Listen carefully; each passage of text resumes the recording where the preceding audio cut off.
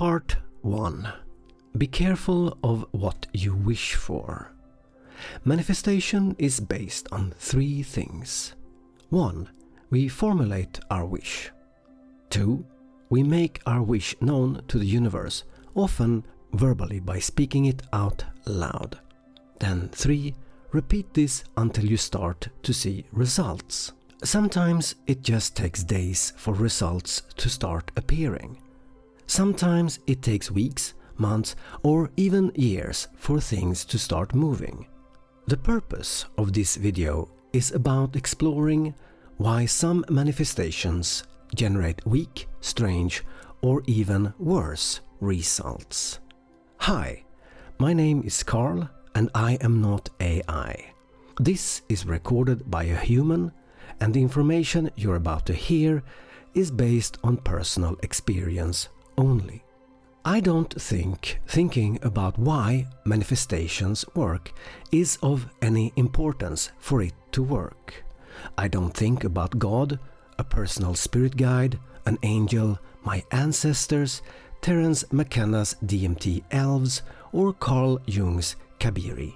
They might be on the receiving end, one or all of them, but ultimately, as much as an interesting subject that is not that important.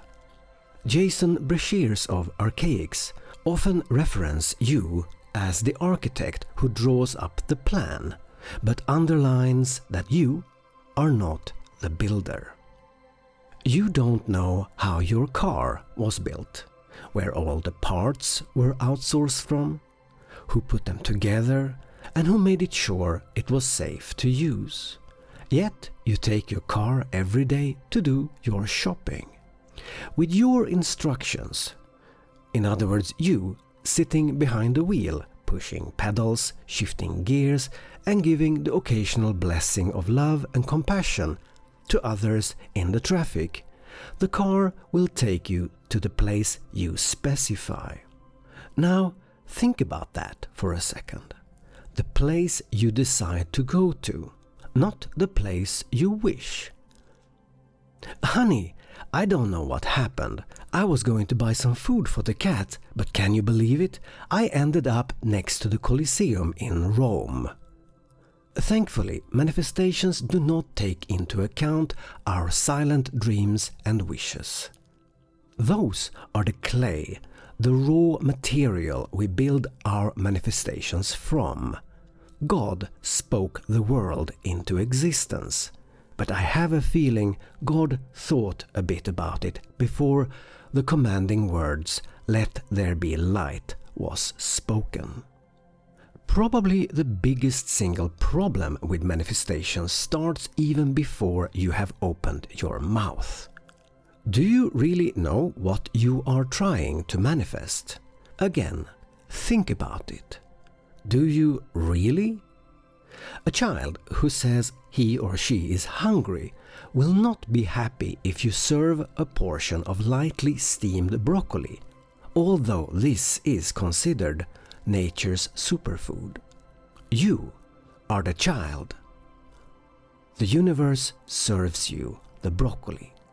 Let's dive into this deeper. Let's say you are in bed, knocked out with a common cold. Every time you wake up from your uneasy slumbers, you say out loud with a stuffed nose, "I don't want to be sick with a cold." 2 things are problematic with this, and the first and most acute one is that you are acknowledging that you are having a cold. And before you tell me that's irrelevant, let me just kindly ask you not to think of an elephant with pink hair. Whatever you do, do not think of a pink-haired elephant on roller skates smoking a cigar. That image is completely irrelevant for this video. Yet you were thinking of exactly this. Techniques like NLP and hypnosis have long came to the conclusion that for effective results you should always focus on the positive, desired outcome, never of what you don't want. My second point is that many people, myself included, have a suspicion that by acknowledging that you have sickness X, in worst case, you are reinforcing the power of whatever sickness X might be. In best case, you are just muddling the waters by supplying confusing information. In worst, well, maybe you are deepening the issue. There is another well-known fact among doctors and people who work in rehabilitation, that some patients are identifying with their sickness. I have diabetes. I have a bad back. I have weak knees. And this is just how it is. This reinforces symptoms and slows possible recovery. The causes and underlying mechanisms behind what you call your current predicament as a cold might not be what the universe sees as a cold. Maybe you have a mild fungus infection. Maybe you ate something that caused a histamine reaction that clogs up your lungs.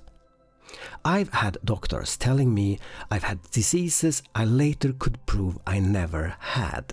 It was something completely different.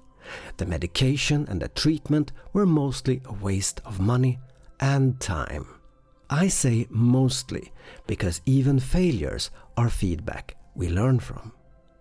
Getting back to the main subject, because of this, as a general rule, try to avoid specifics, especially specifics that carry a negative charge. In worst case, you are telling the universe that you have something that you might not actually have.